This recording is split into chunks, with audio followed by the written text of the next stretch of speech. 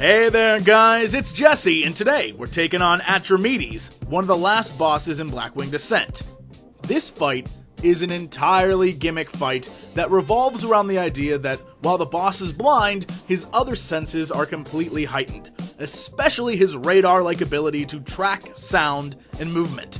So during the fight, he's going to use abilities that try to target your location. Once he's locked onto you, you're dead. Luckily, you have a little meter that displays how close you are to a target lock. The more filled it is, the closer you are. So as you can guess, this is less of a DPS race and more of a stay alive and movement battle. And now that that's clear, let's take a look at some of the boss's abilities so you can avoid them and save your raid and yourself a ton of trouble. This is a two-phase fight, and in the first phase, Atramedes will be on the ground. Lucky for melee, there is no tail swipe, so you can stand wherever you want. But this does not mean you can't be aware of your surroundings and what's going on. The first thing you need to be aware of are the 10 shields or gongs around the room. You need to assign someone to be responsible for hitting them, but we'll talk about that in a minute. The first thing you want to watch out for is modulation. This is an AoE ability that raises your sound by 7 and does 40k damage. The higher the sound bar, the more damage it causes, so you definitely want to keep your bar low. He also does a smaller version called Sonar Pulse, which sends little circles of sound at different random players. If one touches you, it'll do roughly 6k damage, but as long as you don't stay in it too long, you won't gain too much sound. It can graze you, and it can cause like 1 or 2 or 3 sound, but it won't do nearly as much as if you just sit there and take it. And if you do, in many cases, you'll watch your bar fill right up. The next ability is Searing Flames, which inflicts 15k damage every second and increases fire damage by 25% a stack, which means if you get hit up to 8 times, which is the max, you're effed in the A. The only way to handle that is to have the person who you assign to the gongs hit one just as he starts it, giving Atramedes vertigo, which will stun him, stopping the cast and increase all damage on him by 50% for 5 seconds.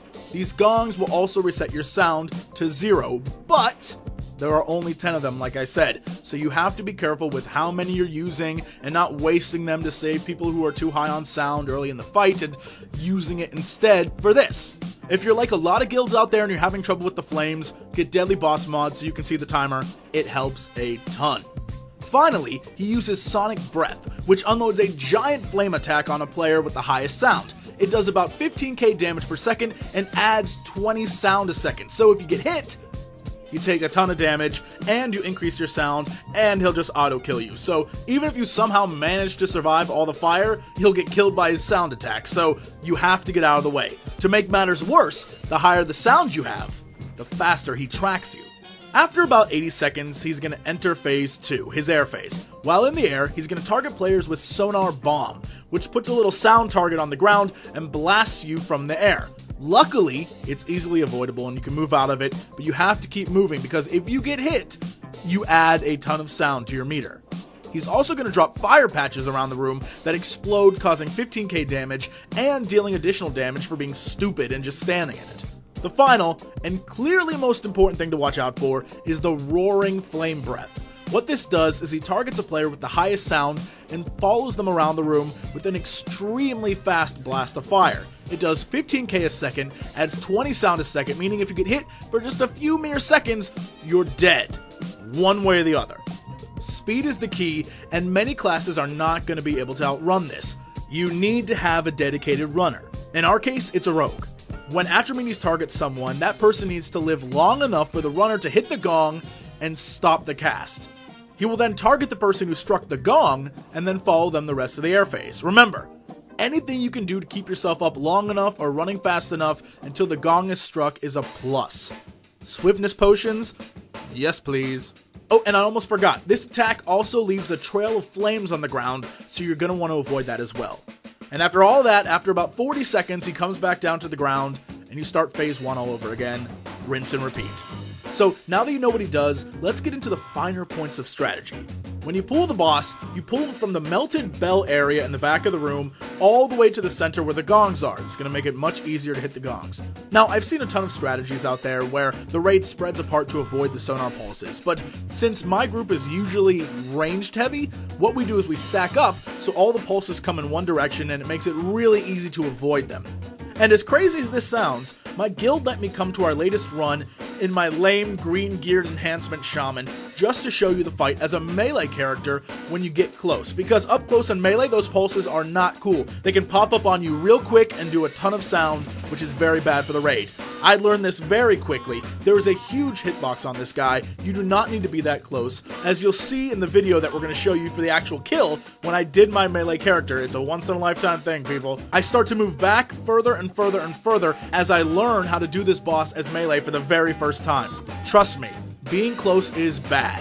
If you're too close, you get hit with a major sonar pulse boom. Not good for the raid. The next thing is, before you start, pick a direction for everyone to run away from the ground sonic breath, so that everyone knows which way you're gonna go. For example, my raid does counterclockwise, or as you're looking at it on my screen, to the right. Now, sometimes it's unavoidable to run the other way, but if you do, shout your head off and vent so everyone knows you're moving that way. The worst part of this phase, and of the entire fight, is the searing flames. You must interrupt them. That's the key to this fight. Once he enters the air phase, like I said, movement and speed are a must. Just keep moving, and everything will be good. And just do those phases 2 or 3 times, and you got it. That's it, guys. So, here is the boss kill for Atramedes. And remember, if I can do this for the very first time on any melee character ever, you can do this too.